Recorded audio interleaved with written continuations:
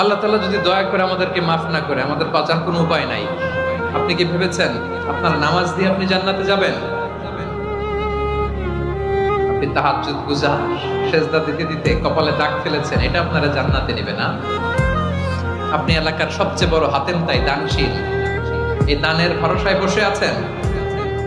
কশিন কালো কথা, আমাদের নামাজ, আমাদের রোজা, আমাদের ইবাদত, এগুলোকে মিজানের পাল্লায় উঠালে কোনো ওজনই হবে না।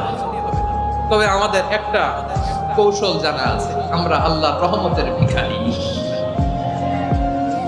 আমরা সেদিন আগেই গুনার স্বীকৃতি দিয়ে দেব।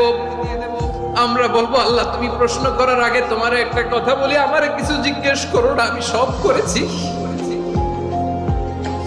এমন কোন পাপ নাই যে পাপ আমারে দিয়ে হয় নাই।